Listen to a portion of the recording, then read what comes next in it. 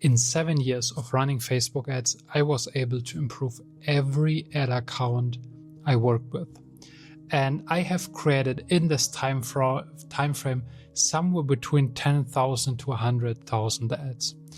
And I want to share with you 5 steps that I always check and use to see if this is actually a good ad or not a good ad which I'm creating. And I would like to share with you these 5 steps. The first area is the message. What do you want to say with your ad? And here, less is more. Try to bring one message across. Do not stuff all your information, all your benefits, all your features into one ad and think like the more the better it is and the more convincing it is. Oftentimes it's the opposite. It's better to have one great message and sticking to this message. Now, when you are writing this or creating this message and this concept, try to not think about what do you want to say about yourself and your product, but ask yourself which message and which information do you want the person seeing this ad receive and remember. This is important because you do something, you create something so that other people see this ad and remember it and do an action. It's not about you giving out something about you. You want to share a message that resonates with people because they understand the value for themselves in their life. Therefore, the message should center around your customer and not about you as a brand. The second question is, who shall see this ad? This is now about your audience. Yes, one part of it is the campaign setup and targeting and so on, but the main theme for this question is, which kind of awareness stage does this person have? Is this something where you portray a problem and offer a solution to it?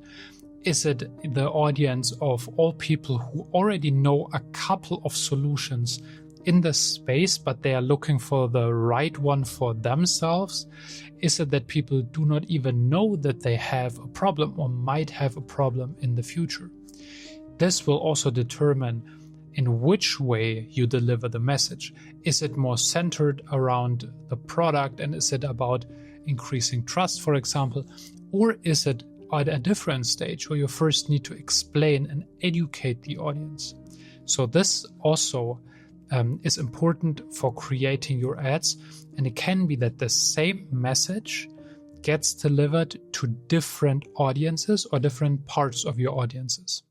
And the delivery of this audience leads to the third step, which is the copywriting. Now, you want to package the idea that you have in a way that your audience, which you are now clear about, is able to receive, understand, and take a next step.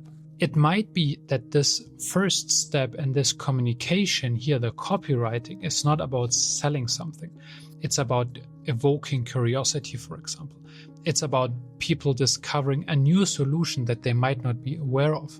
And if you push here for the sale, then many people won't understand what you actually want to say with your ad or why it is a value for themselves.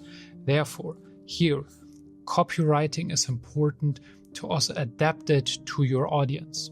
What you can always do at this stage is to step away from how you would say it and step into the shoes of your customers and either ask yourself what they would say in their own words, or you simply say it exactly like they say it. And you can find this out by reading the reviews in your shop, which is always a great source of information to understand which kind of copywriting your audience does, because they write here. Or you can check your comments under your Instagram posts, Facebook posts, under your ads.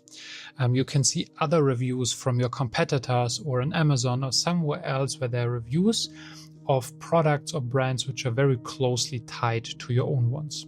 Now, you have the message, you know your audience, and you have the copies ready. Now, you want to infuse this into the fourth step, which is the actual delivery of this. Now we package this up and we actually create your ad. In most cases, this is now the ad creative. So often it is, I heard videos perform better, but there is no right or wrong. It depends on the concept, it depends on the message, it depends on the audience, it depends on simply what you want to say.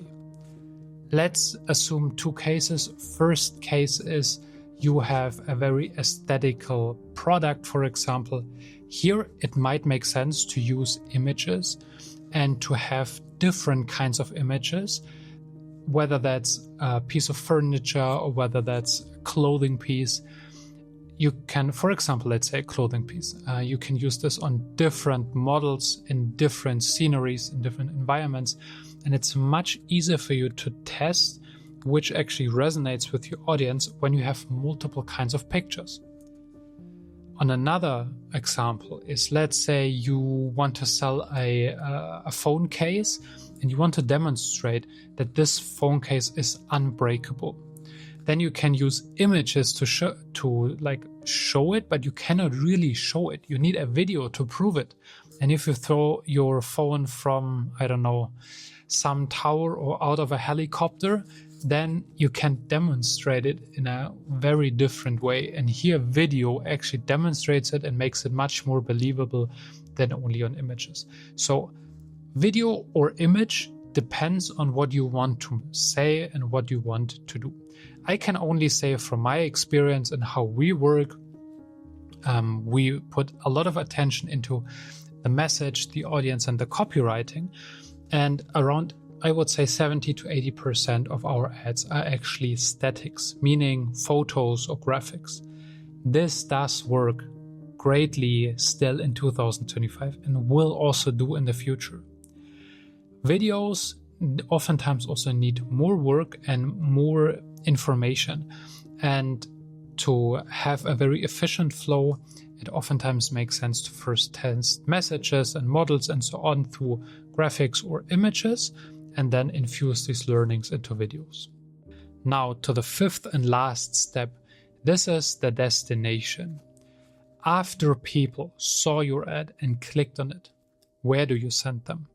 Because it needs to be congruent. It needs to make sense that you send people now to a place where they actually can find kind of the information what they were looking for.